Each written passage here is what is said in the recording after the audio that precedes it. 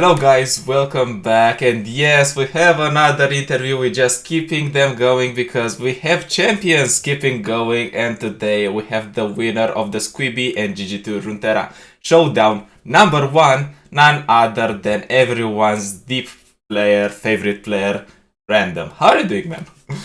Not bad. Glad to be on. How are you doing? I am doing great, and I'm glad I finally get the interview. We're talking I think in private, if next time you're going to get second place into the seasonal, I might interview you too because you are a dear friend of mine. But there was no need for that. You won the tournament. Yep. All right. I mean, you went undefeated. Did you expect such a successful run in this Runeterra Showdown tournament? Um, I did not. I expected to definitely top. I didn't expect to go completely undefeated the entire tournament. I mean, Um, you kind of broke the player that is going undefeated into the Swiss round curse, where you go XO in the Swiss round and then you lose the first round. so the trick about this one was Squeeby's tournament allowed intentional draws. So once I was guaranteed to top, I intentionally drew with the guy that was probably going to beat me, which is Milk, who depending on how we queued our decks, he had a 50% chance of being favored into me. Okay, so maybe not probably going to beat me. He had about a 50% chance of beating me. But yeah, so we intentionally drew with him. And then, since we were guaranteed top, since we both started 6-0, then round 8, which was the final round, we intentionally drew again because we were, again, both guaranteed to top. So it didn't really affect anything except for seeding. Alright. I mean, you are just making use of the rules and what the tournament is giving to you, much like the seasonal, where if you are not feeling favored, but you do want the win, you do want to get into the final, yeah, you might want to go for a draw, but let's talk a bit about yourself first, because you are here in one of the first interviews, so I'm curious, who you are in real life, what are you doing besides Runeterra? Um, I'm a software engineer during the day. Most of the time, um, that if I'm doing something fun, I'm playing board games or reading fantasy novels. I mean, everyone I'm asking is like, what are you doing? Well, I'm studying computer science. Well, what are you doing? I'm a software engineer. When I'm going to get someone that is going to say, alright, I'm a painter. It's, I'm still it's waiting for that day. if there's in a different life, I might have been a writer. How comes? I mean, you can actually comb through like all my old Reddit posts, and you'll find like a whole bunch of like random like short stories I posted there, Hmm. and then like Random I have a shorts. bunch of yeah, I have a couple in private. You can there's actually a random YouTube video floating around of someone actually reading a story I wrote once, but that's pretty hard to find. Alright, so we might expect you to release a novel or something. Uh, That's the end goal. Maybe in like a couple decades once I retire. Maybe more than a couple decades since I'm not actually that old. mhm. I mean, it could be a bestseller because you can just slap there written by the, I don't know, Runeterra World Championship Random7. Read Yeah. now. Speaking of which, you are actually qualified for the World Championship, at least for the qualifiers of the World Championship, because last seasonals, not last seasonal, the seasonal before, you made top 4, actually top 2. Mhm. How did you get into Runeterra actually? What made you play this game? So I played some Hearthstone in high school. Um, yeah. So my username is the full username is Random7HS. Um, the name means that Hearthstone would not let me stick a 7 in the front of my username.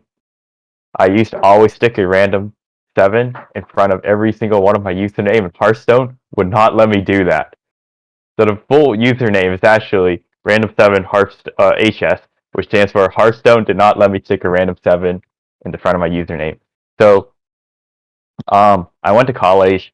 I didn't. By then, I quit playing Hearthstone.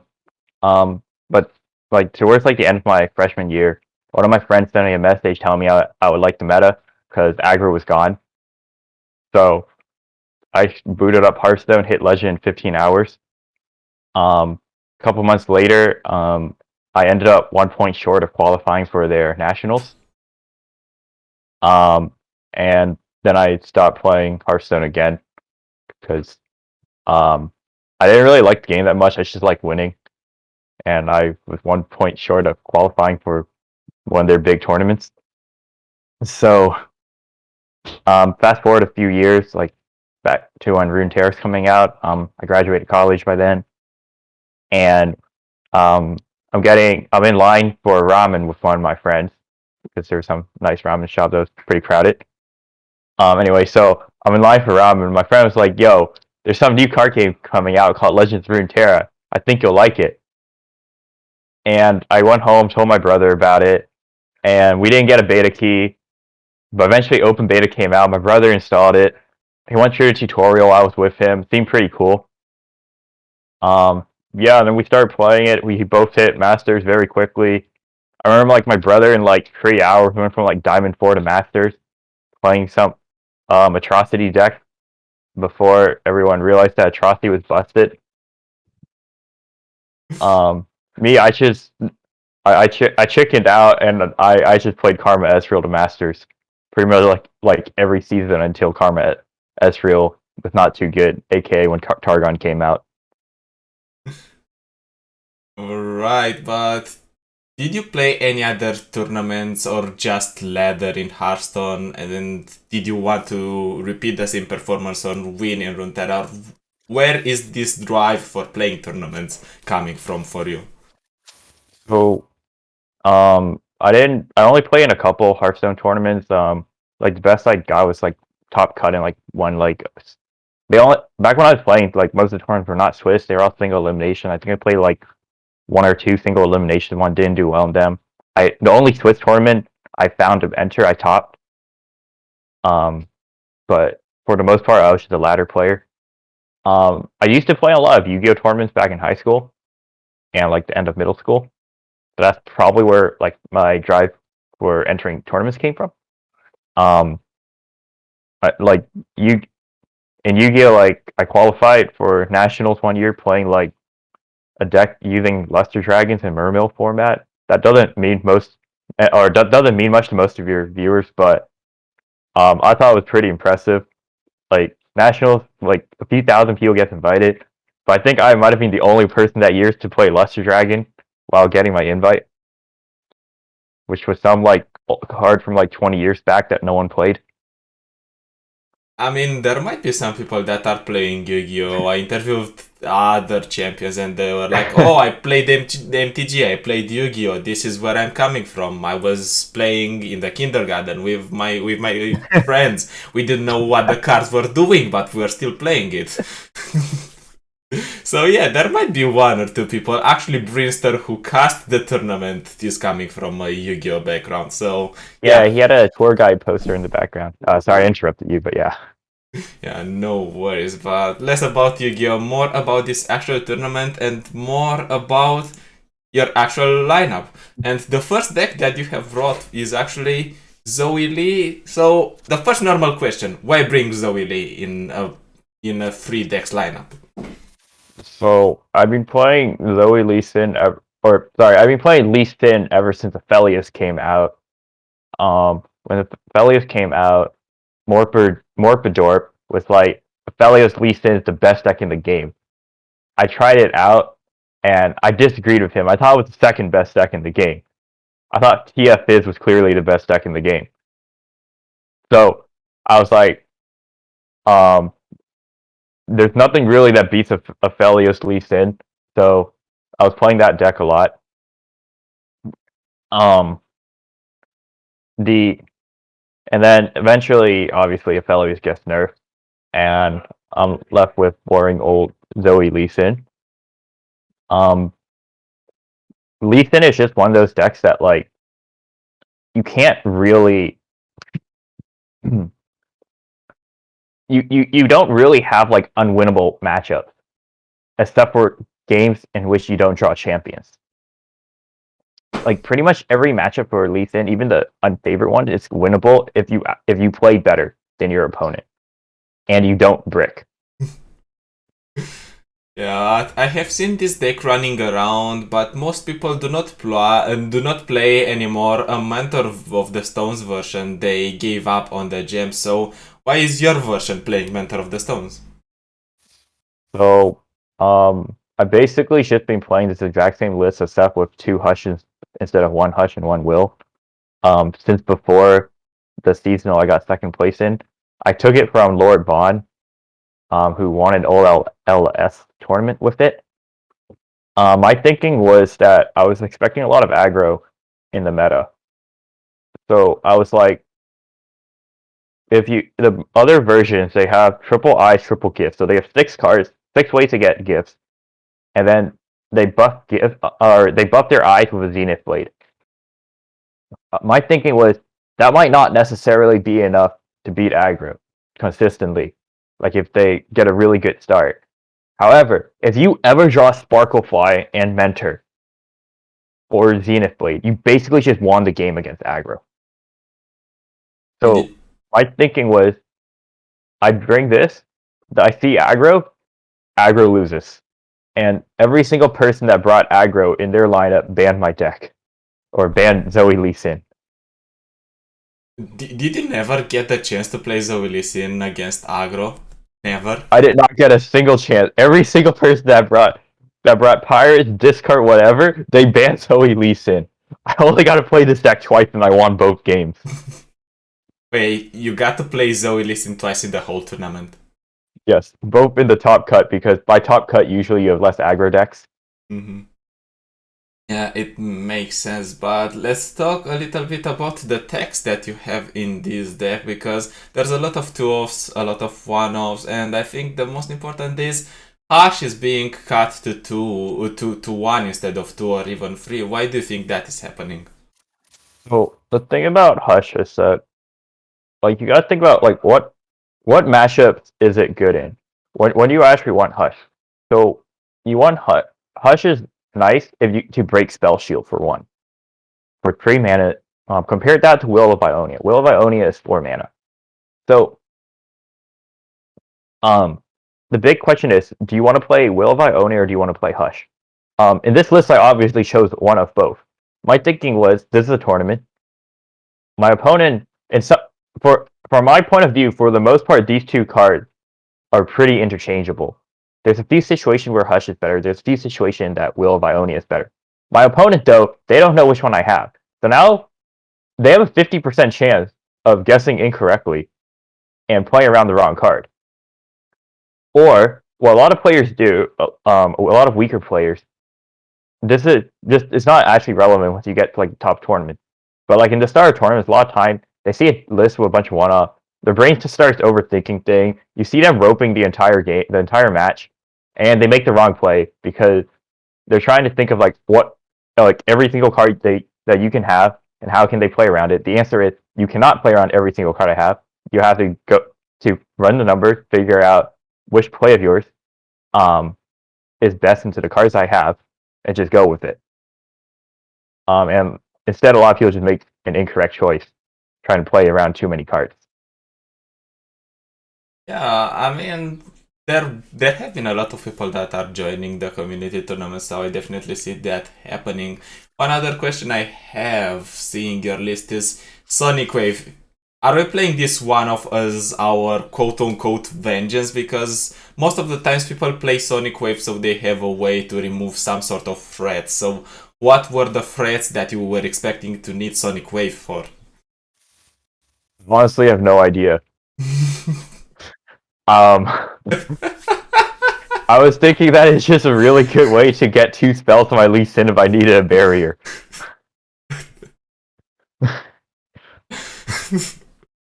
I love it. Why do you play this card? I don't know. Let my opponent figure it out, not me. Exactly. Like, I was just like, it's in my opinion, like, I don't need a reason to necessarily play a card. I just need my opponent to think there's a reason. And like, I've been in enough situation where I have Sonic Wave in hand that if I draw it, I'm not going to need to misplay with it for the most part. So if it's in my hand and if there's a situation where it's useful, great. If not, okay, that's fine. I have other useful cards in my deck. Yeah, it makes sense. But as you mentioned, jokes aside, it's a really good way to proc listens to spell, so you get the barrier on it in case it's a hard situation for you to protect it. And also, I think you can get a little bit of HP with it because Sonic Wave plus Sonic Strike that you get after, and if you have a Dragoling on board, you get more HP than usually. Just get 4 HP and you heal yourself a bit. Yeah, it's also really good against Lurk because you don't have that many fearsome blockers. So a lot of times you'll have like a Sparklefly or an Eye of Dragonsling or whatever, or a Mentor Stone against their little fearsome boy. Don't remember the name of any of the lurkers. The one drop fearsome. Sonic Wave is like one of the few answers you have to it, outside of like Hush and Pale Cascade. Yeah, and do we have a reason for playing Spell Thief, or are we just giving our opponent a reason to think about it as well? So Spell Thief is one of those nice cards in that I don't think anyone ever plays around it. Like, it's really hard to play around a one-off Spell Thief. So if you draw it, it's generally good. And if you don't draw it, the card, like if you play it in too many copies and your opponent actually realizes that they should in fact play around it, because and then if you draw it, it's pretty bad if your opponent plays around it. And did you get any useful use for your Spell Thief in this tournament? Yes. I stole a whirling. I believe I stole a whirling death from Minasia. In what scenario? What did it help for? Minasia was I believe Minasia was trying to kill my Lee Sin, and I stole his whirling death so he couldn't. I'm fairly certain that was in this tournament. I know I used it against him at some point, but I'm not 100% sure if this was the game in the tournament. But I know I did play a Spell Thief to steal some kind of removal spell to counter their removal spell. It might have been a bloody business. That feels unlikely. Yeah, sorry. The games were a bit fast for me. It is fine. I mean, we got the most out of it and we understood a little bit why did you bring this deck. So I guess we can move forward to one of the Random7 specials. Thief. Do I need to even ask you why did you bring this deck to the tournament? So the funny thing is, I almost did it. What? My original thought. So my first thought was Karma Ezreal is one of my favorite decks. I should play Karma Ezreal. So, and then I was like, Lee Sin. I played this deck for 6 months. Lee Sin's one of the best decks in the game. Let's bring it. And then, my other thought was, okay, I have 2 Ionia decks. That's really good against Ezreal Draven. It's pretty good into Lurk and Pirates. So what deck complements this? And I was like, Field of Mina. I love Field of Mina. That's like my favorite deck.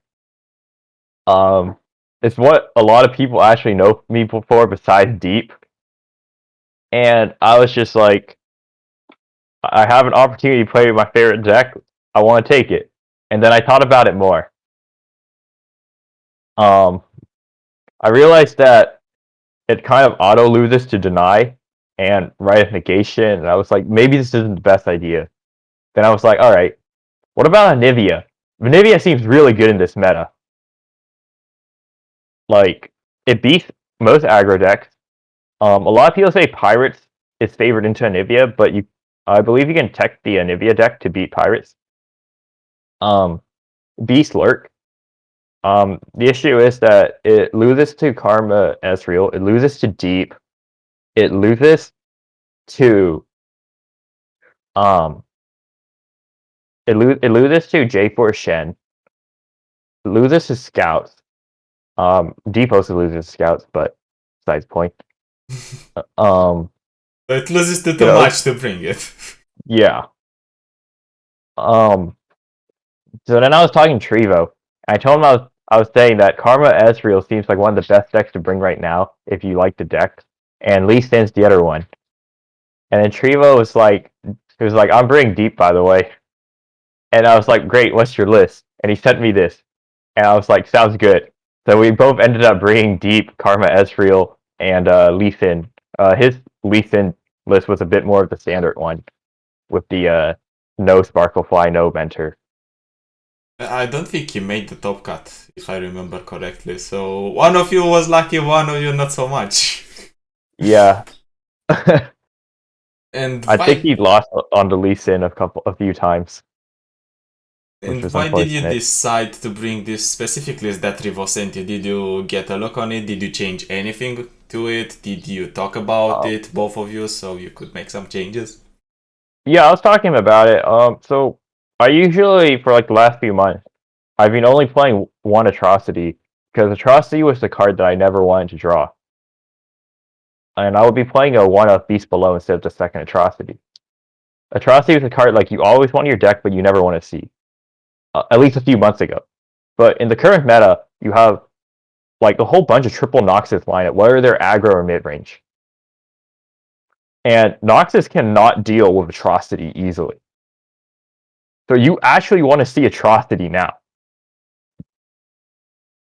I mean, I think Noxus is one of the regions that actually deals the most easy with the atrocity, because you just play Scorcher for an auction guillotine. What are you doing against that? You cannot cast a second atrocity.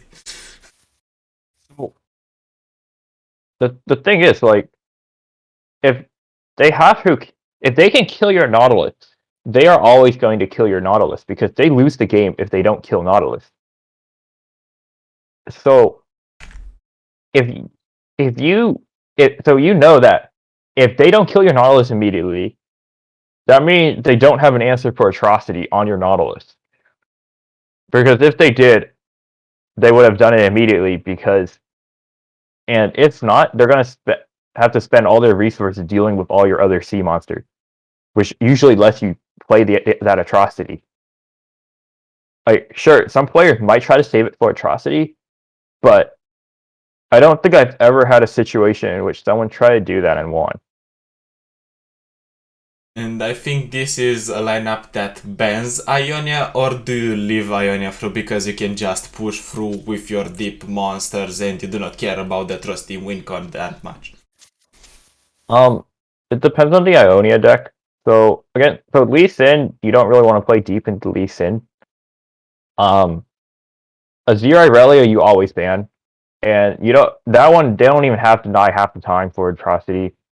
The big thing about Azir Irelia is they kill you turn 5 if you're playing this deep list. Lee Sin, the game is winnable, but it's not good. But if you're the better player, you will win that matchup sometimes. Like, I almost lost the real key Lee Sin versus Deep when he drew triple Nautiluses, and he was able to get rid of my first Lee Sin, but I drew a second Lee Sin.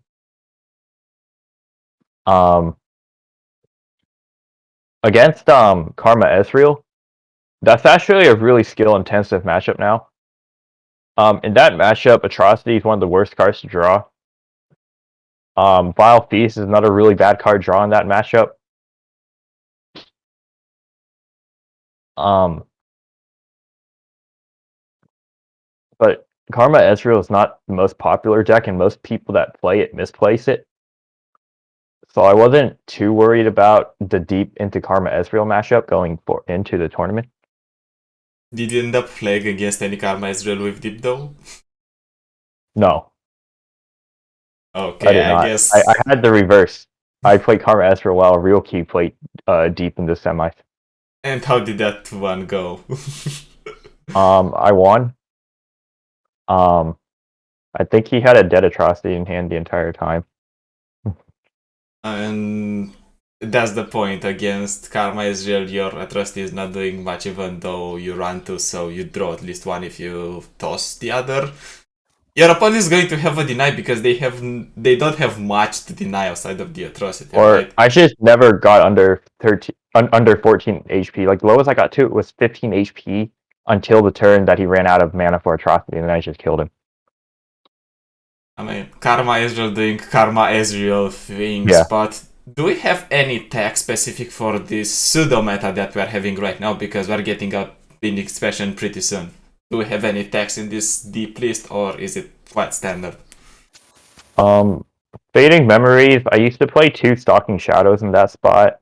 Trevo just added. Trevo has always really liked Fading Memories, because it's just a flexible card. My view of Fading Memories is that's the card you play when nothing else looks good, because it's just a flex card that whatever you need at a given point, if that unit's on board, you can just have another copy of it. In a lot of situations, it's just a jettison. Other situations, like you can take one of your opponent's card for a makeshift blocker, can copy Deadwood Wanderer just to like block an attack. Can copy Sea Scarab to go deep faster. I can just keep going, but yeah, like Devour Death and Jaw Hunter are pretty obvious picks as well. Bissell, occasionally you need it for lethal. Like there's just no bad targets for it in your deck. Yeah, it makes sense. All in all, a flexible card. You can hit a lot of your sea monsters that are Yeah. big, push for little, have a blocker. Or if you really want, if you do not have any blocker or your opponent has a scary board, you just copy one of their units and make their attack worse. Exactly. So like for flexible spots, Fading Memories and Vile Feast are probably the most flexible. Second Atrocity as well. Why do you say a Vile Fist is flexible? What's the reasoning behind that? It's not good against certain decks. Like if they don't have anything for you to ping, you don't play it. Alright, it makes sense, but let's go to the other deck that we have been talking through briefly while we were talking about these first 2 decks, and that deck was in fact Ezreal-Karma. Okay, why? Why bring Ezreal-Karma besides being your favorite deck? So this is not actually my favorite deck. Field of Mina is my favorite deck, but Karma Ezreal is one of my favorite decks. That was basically the reason. I like the deck and I'm good at it. Like that was the reason I bring Deep to half the tournaments. Like if I didn't like Deep, I wouldn't have brought it. Same with Karma Ez. If I didn't like it, I wouldn't have brought it. Like they're pretty similar in that if you're good at the deck, you can win a lot of like your unfavored matchups. And they're both just fun to play to me. And what did this new expansion bring to Ezreal-Karma so it is now viable, or let's say more viable than before? What did we include so we make the deck better and playable? So there's a few different big things. One is Fallen Feline. Fallen Feline means that if you ever get that spell against a mid-range or aggro deck and you make it to turn 10, you basically auto-win. It's like pack your bags, basically. The other thing is Karma obviously is 5 mana. Will of Ionia is 4 mana. So that is really important in that you can play Karma. You can play, like turn 10, you can Karma with Deny as backup. And then you can either Will of Ionia, Static Shock, Double Mystic Shot, or whatever. Like that extra 1 mana is extremely relevant, especially in a situation where, like against Deep, for instance, like a lot of times you play Karma turn 10, they play a Devour the Depth, you deny that, and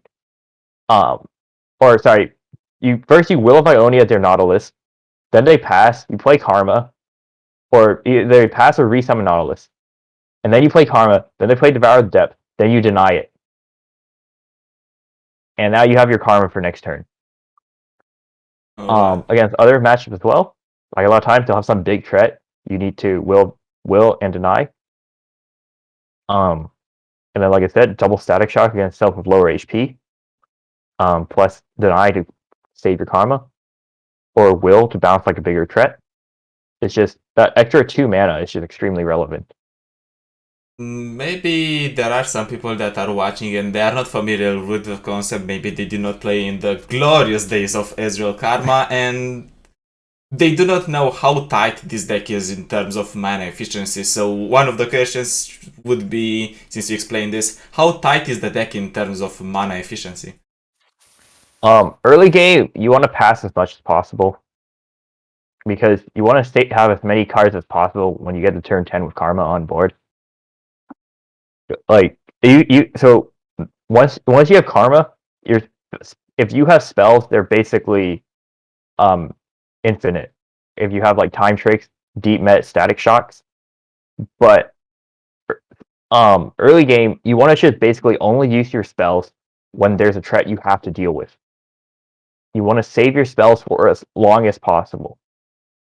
That said, is a fine balance in that if your opponent is summoning units, you have to kill them or stall them out with palms, wills, whatever, gotchas, mystic shot, thermo beams. So in terms of mana, the deck is really tight because you're trying to slow play the game.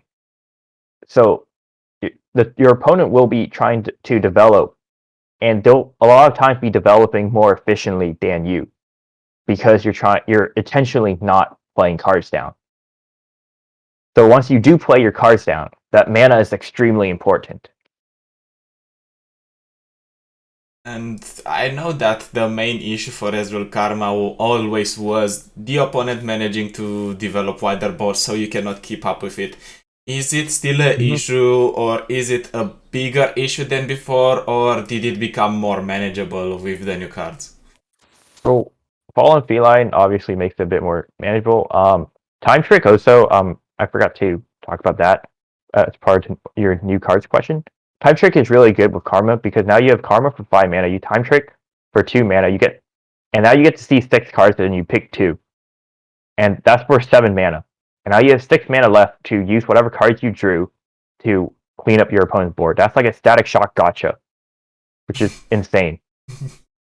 In terms of dealing with your opponent's board, the other thing is Time Trick. Can get a lot of times get you the exact answer you need. Ideally, it gives you the Hexite crystal, but that's a bit of a high roll. But a lot of times, it can get you a gotcha, and like 4 mana gotcha isn't bad a lot of times. It can get you a static shock if your opponent isn't respecting it. It can get you Will of Ionia if your opponent has beefier units. It can get you Palm the Dragon, and plus, it's a tick for Eye of the Dragon, which means that you should have more chum blockers. I'm looking. So it's Go ahead. so it's less of a problem than before, like big boards. Also, there's not that many decks that makes like really big boards that Karma Ezreal can't deal with anymore. Like Scouts used to be a bad matchup for Karma Ezreal when Sharpsight came out because you couldn't clear their board efficiently because they would just Sharpsight or Ranger's Resolve, and they would run like 6 copies of those total. Most decks now, or sorry, most players now are not playing that deck anymore, so that's not really an issue. Tresh Nasus is sometimes scary because even after you get Karma, Rite of Negation negates your entire board. But Tresh Nasus is a lot less popular now, and most people aren't pairing it with Azir Irelia, so you can just ban Tresh Nasus if you see it. And taking a closer look at your list, I see you're playing triple gacha, but there is no get excited, and this deck has been known for those explosive last turns where you just finish your opponent with a huge amount of burn. Why are we not playing? Why are we not playing it anymore? And one other card that would have made that interaction better would have been Ballistic Bot, so why don't we play the 2 of the cards in this deck? What's the other card you said? Get excited and Ballistic Bot. Okay, so I don't like Ballistic Bot in this deck. I don't really know why people like it in this deck. So first of all, I took this list round 1, Eirik, who was second place on the ladder when I took his deck off the leaderboard. I'm not sure what his rank is now.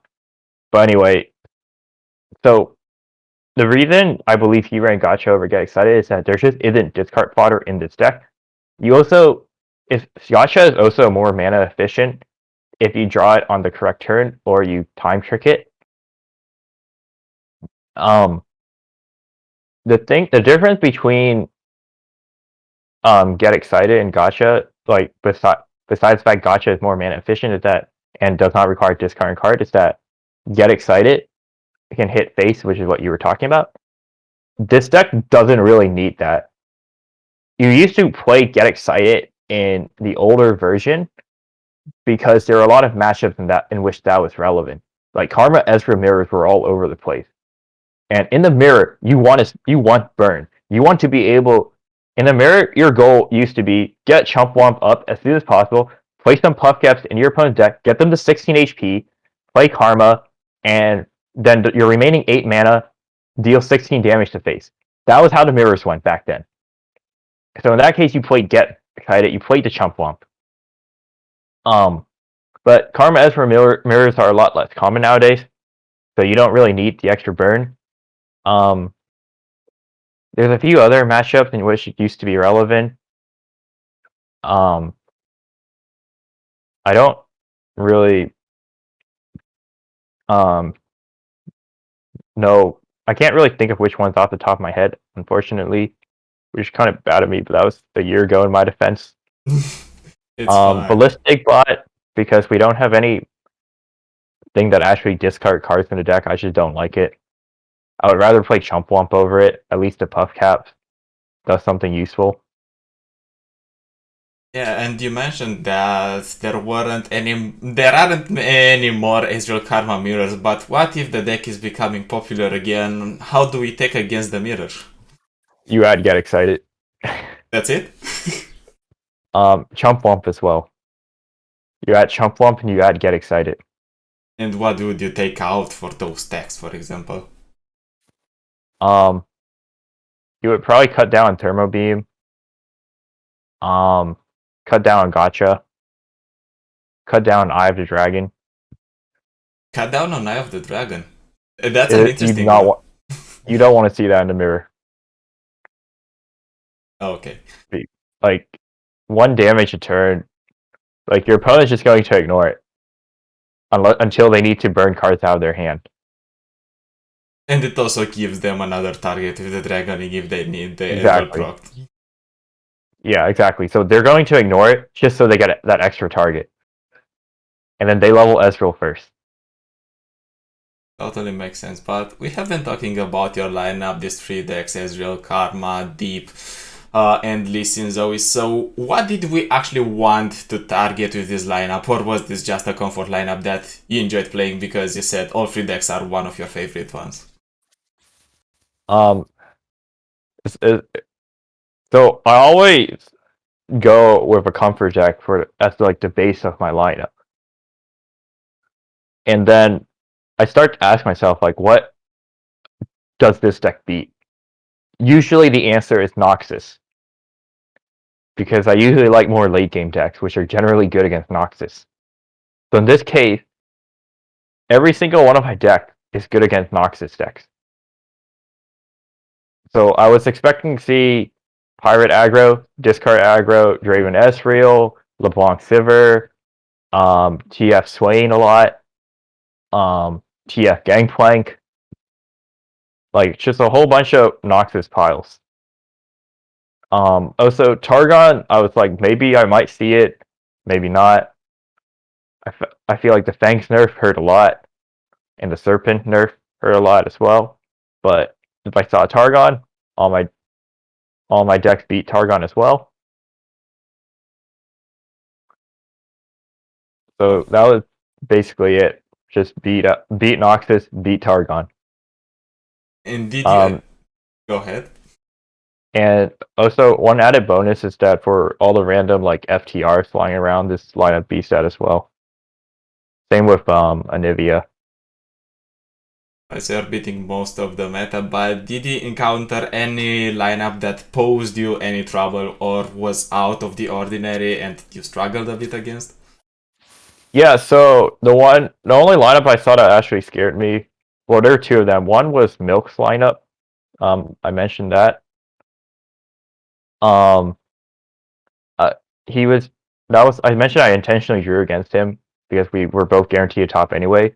I was worried I was going to see him in the finals, but he got kicked down to top 16 instead. He was playing Lee Sin, Trolls, and Ezreal.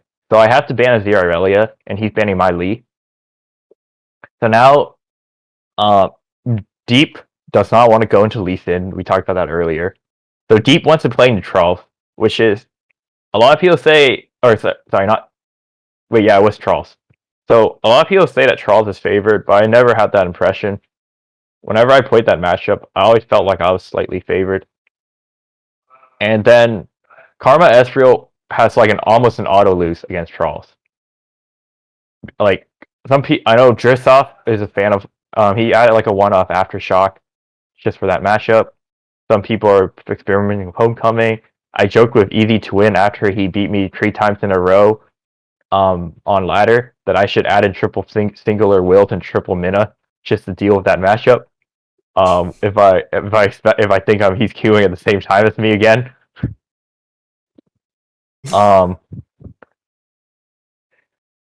So Charles is near unwinnable for Karma Ezreal, and then Lee Sin against Karma Ezreal. That matchup is kind of doomed for Lee Sin if the Karma Ezreal player knows what they're doing.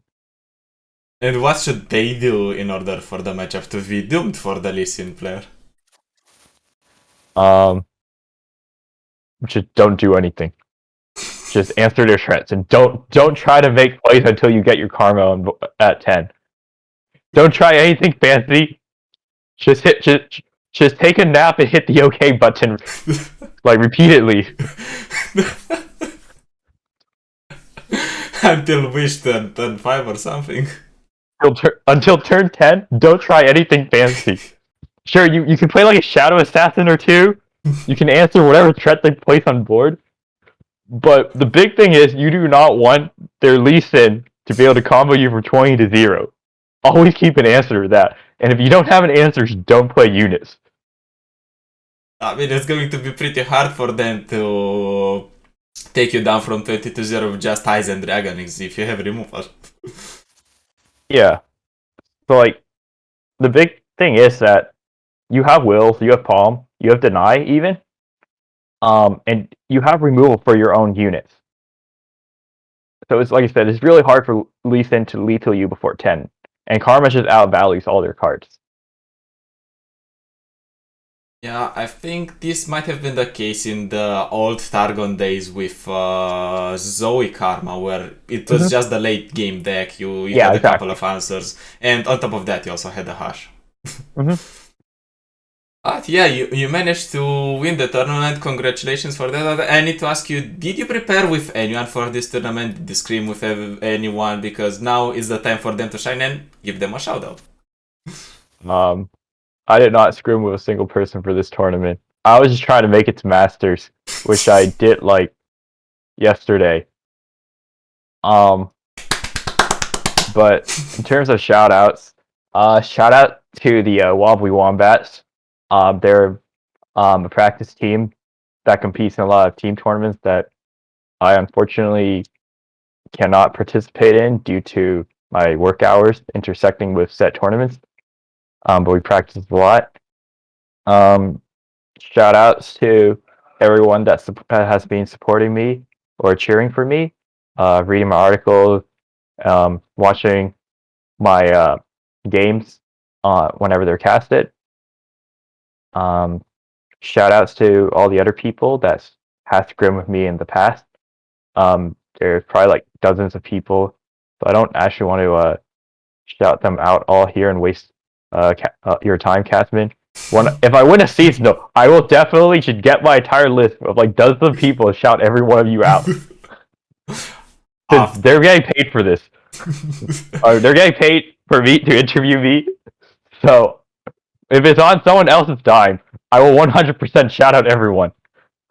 After 1 hour, and nonetheless, shout out to random number 100, 700, whatever.